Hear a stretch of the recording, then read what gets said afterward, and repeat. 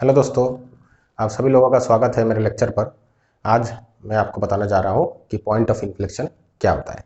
जैसे लास्ट अगर मेरा आप लेक्चर देखेंगे कैलकुलस का, तो वहाँ पे मैंने कॉन्केविटी के बारे में बात किया था कि फंक्शन अगर किसी भी इंटरवल में डिफाइंड है तो उस इंटरवल में फंक्शन कॉन्केव अप या कॉन्केव डाउन, उसको आप कैसे पता लगाएंगे bye knowing the second order derivative of the function over that region. तो उसी के रिलेटेड आज हम पॉइंट ऑफ इन्फ्लेक्शन के बारे में बात करते हैं। तो सबसे पहले कुछ चीज़ यहाँ पे हम जब भी मतलब हम इन्फ्लेक्शन पॉइंट के बारे में बात करेंगे, दो चीज़ मैं यहाँ पे एज्यूम करता हूँ कि फर्स्ट मेरा जो फंक्शन है कि y equal to F of x is continuous and smooth function. तो कॉन्टिन्यूअस का डेफिनेशन हम जानते हैं, स्मूथ का मीन्स कि अगर कोई फंक्शन स्मूथ है तो इसका रिगोरस डेफिनेशन भी है या यूजिंग डेरिवेटिव, बट हम उसमें नहीं जाएंगे। हम सिंपली स्मूथ फंक्शन का डेफिनेशन हम ऐसा दे सकते हैं कि अगर सपोज कोई फंक्शन है, उसके हर एक पॉइंट में अगर हम टेंजेंट लाइन ड्रॉ कर पाए and if this tangent lines are continuous, that means अगर मैं यहाँ पे जो पी पॉइंट है, suppose this point is Q, and अगर मैं पी पॉइंट को क्यू के नज़दीक लेते आऊँ, तो ये जो पी पॉइंट में जो टेंजेंट लाइन मैंने ड्रॉ किया है, this tangent line will become the tangent line at the point Q. मतलब ये टेंजेंट लाइन इस पॉइंट क्यू में जो टेंजेंट लाइन है उसके साथ कोइंसाइड कर देगी, मतलब करेगा। तो that is the definition of smoothness. First कि स्मूथ फंक्शन के हर एक पॉइंट में हम टेंजेंट लाइन ड्रॉ कर सकते हैं and tangent line should be continuous. तो चलिए शुरू करते हैं एग्जांपल से। तो लास्ट लेक्चर में मैंने एक एग्जांपल लिया था कि y equal to 3 plus sine X. तो इसका अगर हम ग्राफ देखेंगे y equal to 3 plus sine X, तो इसका अगर ग्राफ देखें तो ग्राफ है ये मेरा सपोज 3 पॉइंट, और यहाँ से मैं अगर ड्रॉ करूँ तो it is like this sine function. इसी का अगर मैं सेकेंड ऑर्डर डेरिवेटिव कैलकुलेट करूँ, इसे y double prime, I will get first derivative, चलिए कैलकुलेट करूँगा तो मिलेगा cos x, और सेकेंड ऑर्डर डेरिवेटिव कैलकुलेट करूँगा तो मिलेगा sin x।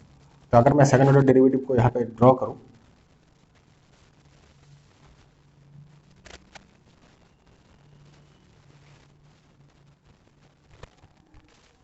और नीचे से ड्रॉ करता हूँ,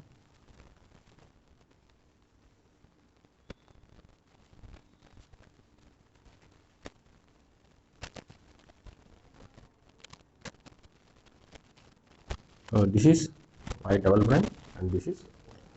यहाँ पे हम क्या देख सकते हैं, जैसे हमने कॉन्केविटी के लेक्चर से हमने ये पढ़ा कि अगर y डबल प्राइम किसी भी इंटरवल में अगर लेस देन 0 है तो उस केस में फंक्शन मेरा concave down, and if y double prime is greater than 0 then concave up. तो यहाँ पे देखिए से दिस इज 0, एंड यहाँ पे मेरा y डबल प्राइम कहाँ 0 हो सकता है, एट पाई, तो this is the point pi, and again it can become 0 at 2 pi. So 0 to pi में अगर मैं देखूँ तो 0 टू पाई इंटरवल में मैं देख सकता हूँ कि मेरा y डबल प्राइम जो है it is less than 0, so my function is concave down, this is concave down over 0 to say pi, and again sorry यहाँ पे इंटरवल ले लेता हूँ, and again I can say from pi to 2 pi my function is concave up. तो pi to 2 आप देख सकते हैं यहाँ पे जैसे y double prime less than 0 है, तो इस केस में y double prime greater than 0 है। तो इसी केस में देखिए, तो ये जो पॉइंट है जैसे जहाँ पे y डबल यहाँ पे जो x इक्वल टू जो पाई वैल्यू है, x का जब वैल्यू पाई है, तो यहाँ पे आप देख सकते हैं इस पॉइंट पे मेरा सेकेंड ऑर्डर डेरिवेटिव 0 है, कि at this point my y double prime is 0। तो at this point if you see कि अगर हम ओरिजिनल फंक्शन में देखें तो ये जो पॉइंट है, तो इस पॉइंट में हम क्या कह सकते हैं कि इस पॉइंट के अगर आप लेफ्ट से राइट में मूव कर रहे हैं तो आपके फंक्शन की कॉन्केविटी चेंज हो जा रही है। तो यहाँ पे देखिए जैसे फंक्शन कॉन्केव डाउन है, तो जस्ट इस पॉइंट को आप क्रॉस करिए, वहाँ पे हमारा फंक्शन कॉन्केव अप है। सो इसी पॉइंट को हम कहते हैं पॉइंट ऑफ इन्फ्लेक्शन। तो अगर मैं पॉइंट ऑफ इन्फ्लेक्शन का डेफिनेशन लिखूँ, और यहाँ पे आप एक और चीज़ भी ख्याल करिए कि इस पॉइंट में मेरा y double prime equal to 0 है, लेकिन हम कुछ और एग्जांपल लेंगे जहाँ पे हम देखेंगे इट इज़ नॉट नेसेसरी कि eight the point of inflection कि y double prime must be 0। ठीक है, कि ऐसा कुछ नहीं है, हम ऐसा नहीं कह सकते कि पॉइंट ऑफ इन्फ्लेक्शन में सेकेंड ऑर्डर डेरिवेटिव 0 मतलब होना ही होगा, ऐसा कुछ नहीं। इट कैन बी जीरो और it may even fail to exist at that point.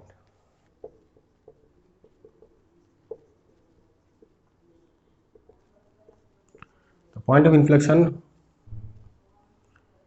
it is a point on a graph, point say c comma f of c, and f is a function and c is the point on the x-axis। तो उस point में function का जो मतलब ये coordinate हो गया उस पॉइंट का, point on a graph at which concavity of a function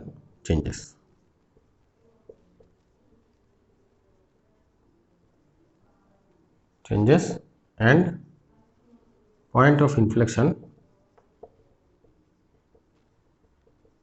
must have a tangent।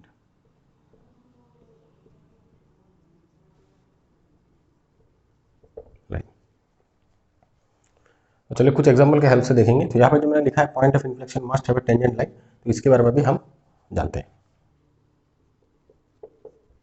जैसे पहला एग्जांपल मैंने वहाँ पर दिखाया कि जैसे 3 + sin x के केस में हमने क्या देखा कि पॉइंट ऑफ इन्फ्लेक्शन में पॉइंट में आई गेट, मतलब हमको क्या मिला कि फंक्शन का second order derivative is 0। So it is true if my function second order derivative exist, so it is true if my function second order derivative exist at the inflection point, because अगर जैसे हम देखें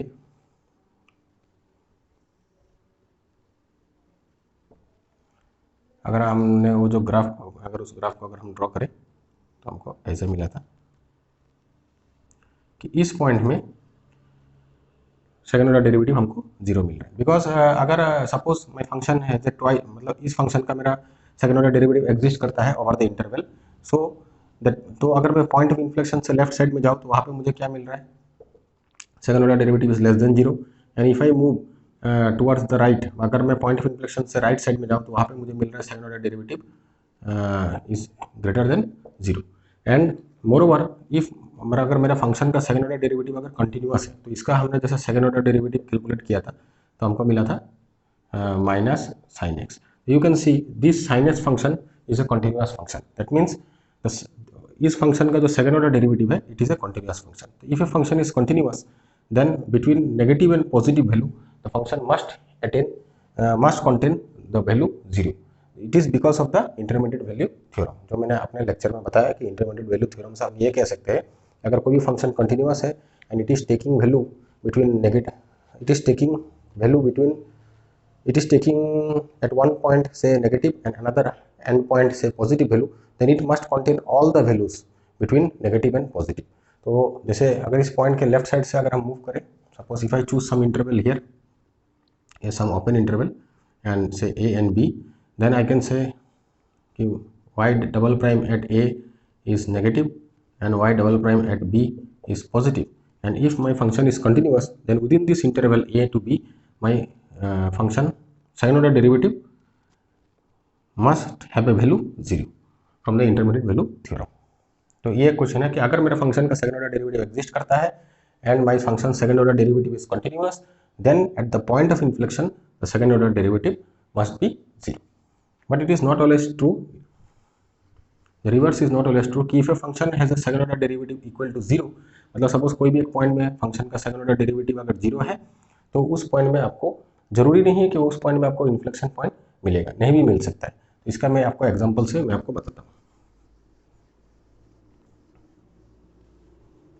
तो सबसे easy example अगर मैं लूँ, say my f of x is equal to x to the power 4, if I choose this point तो you can calculate first order derivative, you will get x cube, and second order derivative you will get like this। so at x equal to 0 I can say कि f of x is equal to 0 and f double prime x is also equal to 0। तो यहाँ पे देखिए, तो मैं क्या कह सकता हूँ कि इस फंक्शन का जैसे रिवर्स जो स्टेटमेंट मैंने थोड़ी देर पहले बताया कि अगर since my this function is continuous it second order derivative function is also continuous, लेकिन हमने कहा कि अगर पॉइंट ऑफ इन्फ्लेक्शन इस फंक्शन के इंटरवल में अगर कोई पॉइंट ऑफ इन्फ्लेक्शन है तो उस पॉइंट ऑफ इन्फ्लेक्शन में सेकंड ऑर्डर डेरिवेटिव 0 होगा।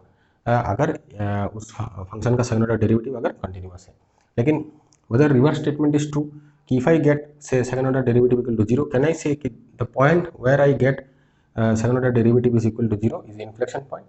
Not necessary. तो if I draw the graph, you can see, अगर मैं इसका ग्राफ बनाऊँ तो it is somehow graph like this x to the power 4 and you can, आप देख सकते हैं कि ये पॉइंट x इक्वल टू 0 जहाँ पे f double prime x is equal to 0, but if you move, अगर आप इस पॉइंट के लेफ्ट साइड में आएंगे तो आप देख रहे हैं यहाँ पे function is concave up, because आप यहाँ से देख सकते हैं कि अगर इफ x लेस देन 0 और x greater than 0 at both the point, both the region, my second order derivative is positive. तो इफ x लेस देन 0 तो here concave up and here is also concave up. So तो यहाँ से हम क्या बोल सकते हैं, क्योंकि अगर हम इस पॉइंट के लेफ्ट पॉइंट के अक्रॉस में अगर लेफ्ट टू राइट हम मूव कर रहे हैं, we are not facing the change in concavity, मतलब यहाँ पे कॉन्केविटी इस पॉइंट के अक्रॉस में चेंज नहीं हो रहा है। So such a function, such a point is not a point of inflection, there can be second order derivative equal to 0। तो ये आपको एक केस मिला कि even if second order derivative अगर 0 है, इट इज नॉट नेसेसरी कि that point is a inflection point और नॉट।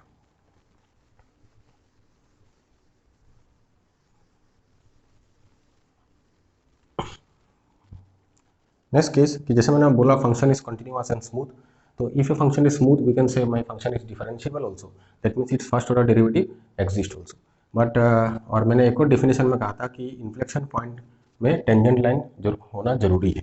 तो जैसे ये जो मैंने ग्राफ ड्रॉ किया था पहला एग्जांपल, तो यहाँ पे आप देख सकते हैं you can draw a tangent line है here, almost up to the point नहीं हुआ, लेकिन यहाँ पे आप टेंजेंट लाइन ड्रॉ कर सकते हैं इन्फ्लेक्शन पॉइंट में, ठीक है।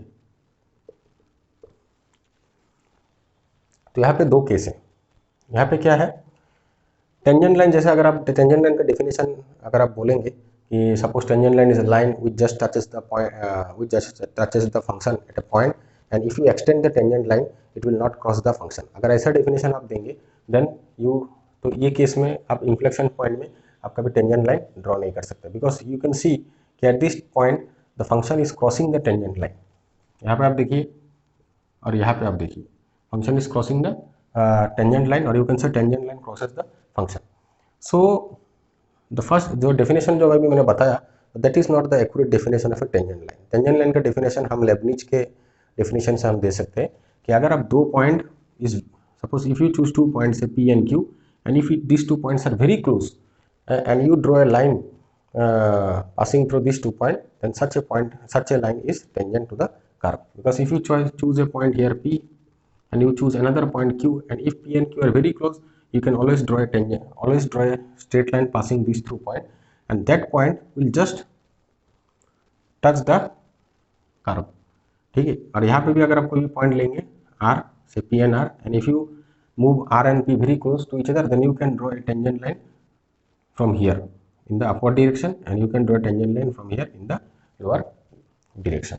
तो अगर हम लेबनिज का डेफिनेशन देखें टेंजेंट लाइन का, देन वी कैन से कि the point of inflection has a tangent line, और टेंजेंट लाइन होना जरूरी है बिकॉज मैंने पहले ही कहा था कि my function is smooth and inflection point का डेफिनेशन हम स्मूथ फंक्शन के ऊपर ही देते हैं।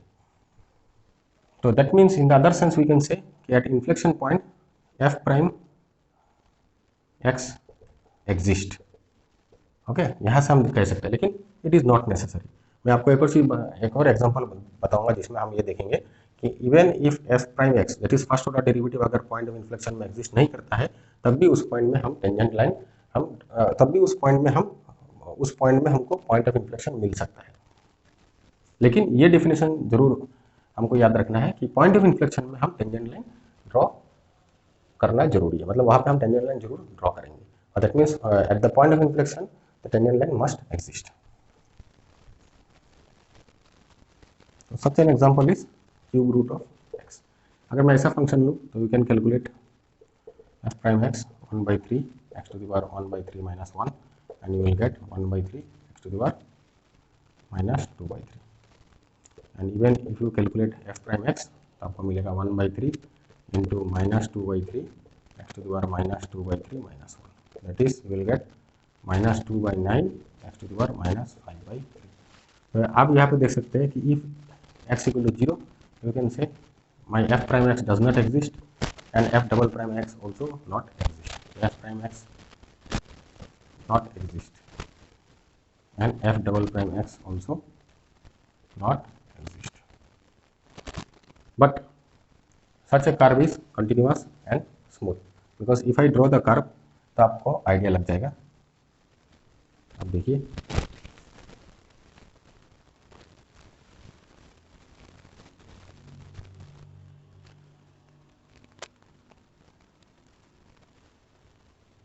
Almost cube root of X का ग्राफ ऑलमोस्ट दिखने में ऐसा होता है, ठीक है. लेकिन आप यहाँ पे देखिए कि सच ग्राफ इज स्मूथ. मैंने यहाँ पे स्मूथ ग्राफ ड्रॉ किया, तो स्मूथ ग्राफ का आप आइडिया ले सकते हैं कि if graph does not have any corner, any caste like this, ठीक है, एनी डिसकंटिन्यूटी लाइक दिस, तो such a graph is smooth because this graph does not contain any corner. So at this point x equal to 0, first let me check whether this point is a point of inflection or not. तो point of inflection का first definition ये है कि अगर हम इस point को cross करते हैं from left to right then concavity must change. तो यहाँ पे आप देख सकते हैं, अगर हम इसका डेरिवेटिव देखें 2/9 x to the power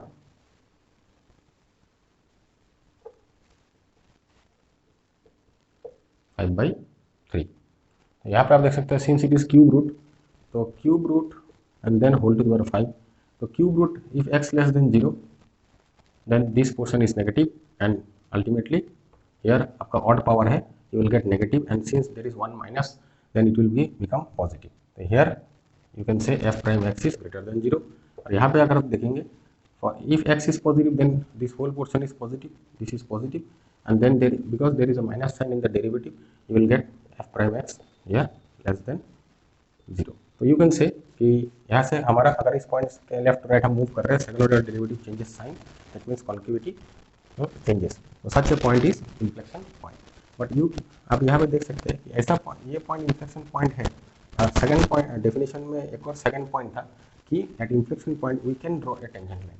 Here we can draw a tangent line, that is y-axis is the tangent line, y-axis is the tangent line of the function x to the power 1/3 at x equal to 0. So now you can see कि smooth curve में जैसे मैंने definition दिया था कि at smooth curve we can always draw a tangent line. अब यहाँ पे देखिए टेंजेंट लाइन में ड्रॉ कर पा रहा हूँ लेकिन derivative is not existing because यहाँ पे tangent line is my vertical.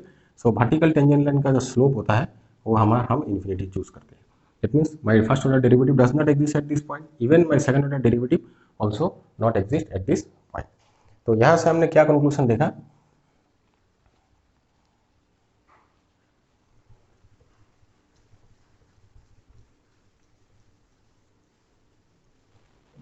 now we can see at the definition, but we can add some extra point. Key point of inflection is a point where f double prime c exist or fail to exist. If f double prime c exist at point of inflection then f double prime c must be 0. ठीक है. And if f double prime c exist at point of inflection, अगर वो point of inflection है वहाँ पे अब second order derivative exist कर रहा है then second order derivative must be 0. But reverse is converse is not true, कि अगर कोई भी पॉइंट में सेकंड ऑर्डर डेरिवेटिव एग्जिस्ट कर रहा है और वहाँ पे second order derivative is equal to 0 then that point is not necessary कि it is a point of inflection. It may और may not be a point of inflection. तो इसका भी एक एग्जाम्पल मैं आपको देता हूँ. और पॉइंट ऑफ इन्फ्लेक्शन जैसा हमने ये भी देखा कि it is a point where first order derivative may not exist, जैसे इस केस में हमने देखा f to the power 1/3. But at point of inflection you can always draw a tangent line at the point of inflection. तो next case,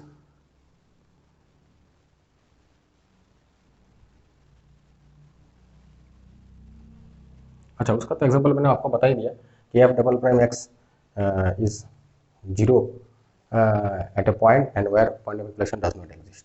Okay, so already I have given you the example of which is the x⁴ के case में जो मैंने example बताया, तो such a case is a function second order derivative is 0, but at that point of inflection is not there. Okay, so always remember to calculate. Now what is the step to calculate for any function? Suppose given a function and you want to calculate point of inflection, the first step is calculate second order derivative. Set second step,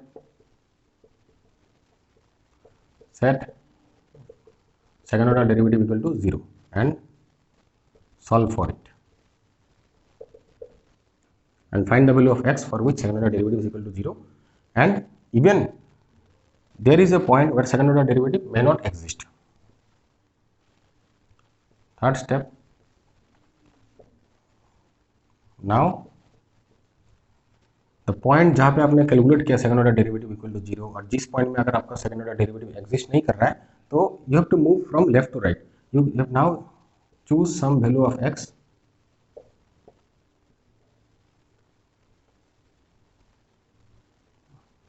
either on left side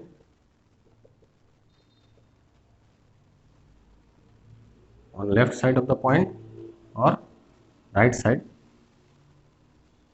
and check whether step 4 is to check whether function second order derivative changes sign or not if you move from left to right. Okay, if it changes sign at the point where you are getting second order derivative equal to 0 and at the point where second order derivative does not exist, so if that second order derivative changes sign, then that point is a point of inflection. तो यह हमेशा याद रखिए. अगर point of, फिर से मैं आपको बता देता हूँ कि point of inflection is a point if the function second order derivative exists at the point of inflection, then second order derivative must be 0. But it is not necessary.